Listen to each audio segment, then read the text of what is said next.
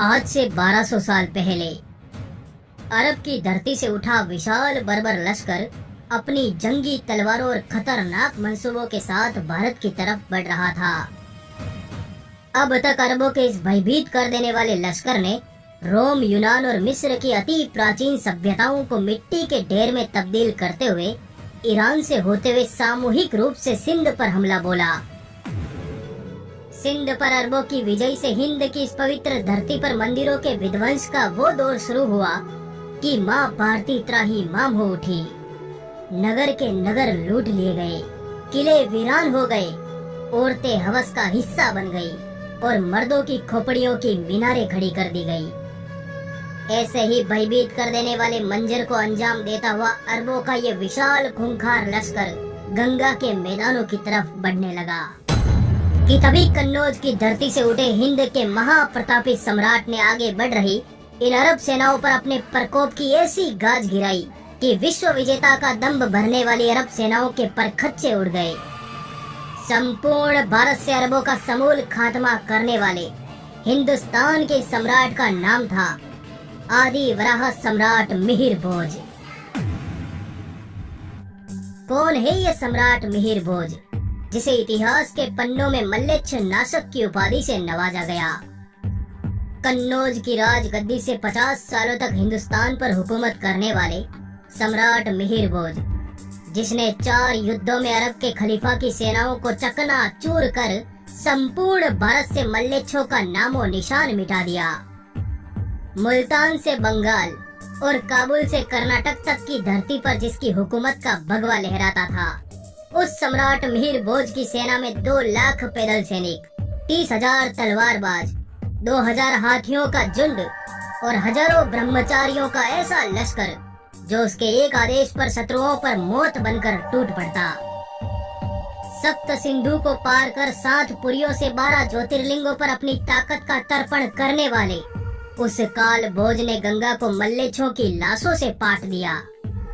8 साल 58 युद्धों में उसकी सेनाएं बलूचिस्तान के फाटा तक नंगी तलवारें लिए घूमने लगी, जिसने उज्जैन के रण में अपने शत्रुओं पर गुस्साई हाथियों को खुला छोड़ दिया। किले सिंध पर अरबों के मस्तक लटका दिए। बीच रण के मैदान से राष्ट्रकूट राजा को बंदी बनाकर जो कन्नौज ले गया, उस परम प्रतापी सम्राट की कीर्ति गाता यह वीडियो हर हिंदू तक पहुँचे, जिसके खौफ का अंदाजा ये था कि उसके जीवित रहते मुस्लिम यात्रियों तक ने भारत आना बंद कर दिया। उम्मीद है आप इस वीडियो को लाइक जरूर करेंगे। चलिए शुरू करते हैं। वो साल था ईसा सन 838, चैत्र का महीना था, जब 23 साल का एक बालक मिहिर भोज कन्नौज जैसे छोटे से राज्य की राजगद्दी पर बैठा। काल भोज के नाम से प्रसिद्ध इस बालक ने सत्ता पर आते ही कन्नौज के आसपास के नगरों पर सेनाएं चढ़ाना आरंभ कर दिया। देवरा, होसी, ढोरगढ़ जैसे किलों को जीतकर मात्र 2 सालों में इस बालक ने पांचाल की पूरी धरती को अपने कब्जे में कर लिया। इन ताबड़तोड़ जीतों से मिहिरा की सेना ताकत और चाहत में ऐसा विस्तार हुआ कि उसने कन्नौज के पूर्व में स्थित बंगाल जैसे समृद्ध राज्य पर अपनी ताकत का भगवा लहराने की प्रतिज्ञा ली। बंगाल उस ताकतवर राज्य का नाम था जिस पर पाल वंश की सालों पुरानी मजबूत हुकूमत थी। उनकी ताकतवर सेना के आगे बंगाल पर कोई परिंदा भी पर नहीं मार सकता। परंतु मिहिरा को भली प्रकार याद था कि इन्हीं बंगाल के उदंडी पाल राजाओं ने उसके पिता को किस कदर कन्नौज के रण में बेरहमी से मार डाला था। अपने पिता के हत्यारों को मृत्यु दंड देना भोज का परम लक्ष्य था।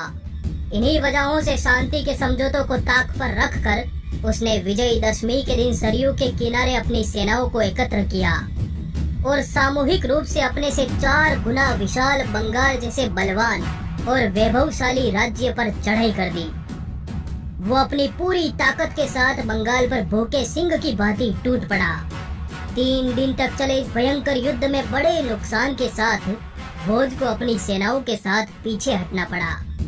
ईसा सन 840 के अश्विन की 10वीं तिथि में लड़े गए इस युद्ध में मिहिर भोज पराजित जरूर हुए, परंतु उन्होंने पाल वंश के राजा देवपाल की सेना के कई सेनापतियों और योद्धाओं को मार डाला।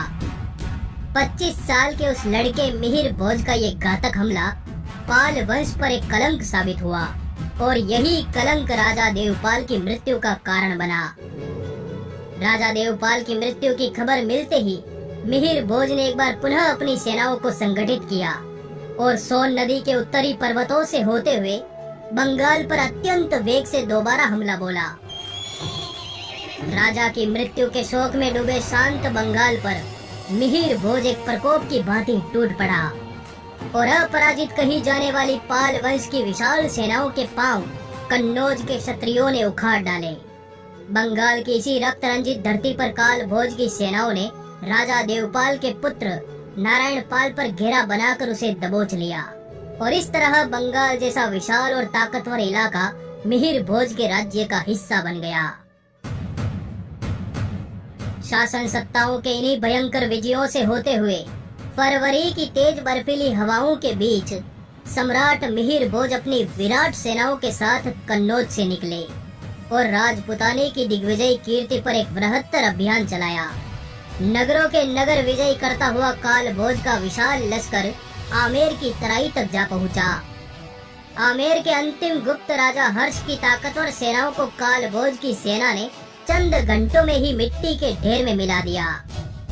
हुकूमत का केसरिया लहराती मिहिर भोज की सेनाएं राजपुताने के रण में आगे बढ़ती रही और पुष्कर आमेर मारवाड़ जैसलमेर से होते हुए चित्तौड़गढ़ तक की धरती को विजय कर लिया।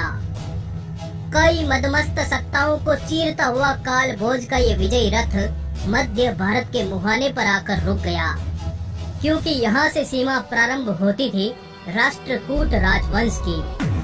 दक्षिण और मध्य भारत पर फैला कर्नाटक से लेकर मालवा तक का पूरा इलाका इन्हीं की हुकूमत में था। परंतु इस शक्तिशाली राज्य की सीमाएं भी बेखौफ मिहिरा की ताकतवर सेनाओं के आगे मात खा गई। सम्राट ने नीमच से होते हुए मंदसौर पर घेरा बनाया और मध्य भारत में मिहिर भोज ने मंदसौर पर पहली विजय पाई। राष्ट्रकूटों को युद्ध के लिए ललकारते हुए मिहिरा ने एक के बाद एक राष्ट्रकूट किलों को विजयी करना आरंभ कर दिया। काल भोज की सेनाओं के इस आत्मघाती प्रकोप से घबराए राष्ट्रकूट सामंत अपनी जागीरों को वीरान छोड़कर मध्य भारत से सीधे दक्षिण भारत की तरफ भाग निकले। कन्नौज से निकला मिहिर भोज पूरे मध्य भारत पर कुंडली मार चुका था। मामले को देखते हुए राष्ट्रकूट राजा अमोघ वर्ष ने अपने काबिल पुत्र कृष्णदित्य को मिहिर भोज को काबू में लाने के लिए भेजा। 65,000 की सैन्य ताकत के साथ कृष्णदित्य कर्नाटक से निकला और उज्जैन की तरफ बढ़त बनाई। इस वक्त सम्राट उज्जैन तक का सतत इलाका विजयी कर चुके थे। रात्रि तक उनकी सेनाओं ने उज्जैन के बाहर पड़ाव डाला, परंतु भोर के पहले ही पहर में राष्ट्रकूटों की विशाल सेनाएं काल भोज की सेनाओं पर टूट पड़ी। 25 जागीरों की संयुक्त सेना वाली राष्ट्रकूट सेना के विरुद्ध मिहिर भोज अकेला सीना ताने खड़ा था। उज्जैन के इस रण को मृत्यु का रण बनते देर नहीं लगी, जब मिहिरा के एक आदेश पर उत्तर भारत के प्रतिहारों ने उज्जैन पर चढ़ाई कर दी। पूरा उज्जैन घेर लिया गया और फिर मृत्यु का ऐसा तांडव शुरू हुआ कि मांस के लथेड़ों के बहते रक्त से धरती का हर कतरा लाल हो गया। इस भयंकर कत्लेआम के बीच मिहिर भोज ने युद्ध के मैदान में अपने गुस्साए हाथियों को खुला छोड़ दिया। इन विराट राक्षस रूपी हाथियों ने रणभूमि में ऐसा त्राहिमाम मचाया कि शत्रु सेना के परखच्चे उड़ गए। भिंडर शिलालेख में इस युद्ध का जिक्र मिला, जिसमें लिखा है, रणभूमि में मिहिर भोज के हाथियों ने ऐसा हाहाकार मचाया कि उज्जैन के आसपास के 60 ठिकानों में एक भी वीर जीवित नहीं बचा। खून से नहाए मिहिर भोज इस वक्त अपने घोड़े बादल पर सवार थे। दुश्मनों को चीरते हुए उन्होंने यमुना के तट पर अपने खेमे में बैठे राष्ट्रकूट राजा कृष्णदित्य को दबोच लिया और उसे बंदी बनाकर राजधानी कन्नौज भेज दिया गया। उज्जैन मालवा सहित मध्य भारत की पूरी जागीर पर सम्राट ने अपने प्रमर सामंतों को नियुक्त कर दिया। इस वक्त सम्राट अपनी संपूर्ण सेना के साथ उज्जैन में थे। ऐसा मौका पाकर सिंध के अरब हमलावरों ने पंजाब में कत्लेआम मचाते हुए गंगा की तरफ बढ़त बनाई। खबर मिलते ही सम्राट ने अपना लश्कर उठाया और सामूहिक रूप से गंगा के मैदानों की तरफ चढ़ाई कर दी। और फिर शुरू हुआ सदी का महाभयानक युद्ध, गंगा घाट का युद्ध। ईस्वी सन 858 की गर्मियों में लड़े गए गंगा घाट के युद्ध में हिंदुओं की सेनाओं ने अरबी सेनाओं पर मातम पसार दिया। ऐसा प्रतीत हो रहा था मानो बंजर रेगिस्तान पर मिहिर भोज का भूचाल एक तेज आंधी के समान टूट पड़ा। ब्रह्मचर्य के तप में पके हुए इन योद्धाओं ने 13,000 अरबियों के सर काट डाले। रणभूमि में मौजूद अरब के इतिहासकार सुलेमान अल मसूदी ने लिखा, हिंदुओं का ये सुल्तान अरबों पर बड़ा बेरहम सिद्ध हुआ। अरबियों के लिए इसके दिल में तनिक भी रहम नहीं था। उसका भुजदंड खलीफा की सेनाओं को काटे जा रहा था। उसके लश्कर में जो तगड़े योद्धा थे वो भी उसी की ही भांति हिंसक प्रवृत्ति के थे। उनमें से एक के भी मन में खलीफा का थोड़ा सा भी डर नहीं था। ऐसे भयभीत कर देने वाले मंजर को देख अरब रणभूमि से भाग छूटे। इन भगोड़े अरबियों का पीछा करते करते सम्राट के विराट सैलाब ने सिंध की धरती पर कदम रखे। चारों तरफ पसरे सन्नाटे के बीच मिहिरा ने अपनी सेनाओं के साथ सिंधु दुर्ग पर घेरा जमाया। इस दुर्ग में सिंध का अरब गवर्नर इमरान बिन मूसा 30,000 अरबी सैनिकों के साथ किले सिंध में दुबक कर बैठ गया। 15 दिनों की मशक्कत के बाद हिंदू वीरों ने दुर्ग के फाटक तोड़ डाले और किले सिंध में प्रवेश किया। हिंदू योद्धाओं ने शत्रुओं पर विनाश की ऐसी गाज गिराई कि किला सिंध अरबों के रक्त से लाल हो गया। मिहिर भोज ने मुल्तान, भीनमाल, भड़ोच, मंसूरा और खैबर तक फैले अरबियों के पूरे साम्राज्य का जड़ से खात्मा कर डाला और इस तरह अगले 300 सालों तक हमारा प्यारा भारत अरबों की सत्ता से पूर्णतः सुरक्षित हो गया। आपका आभार, धन्यवाद, जुड़े रहिए।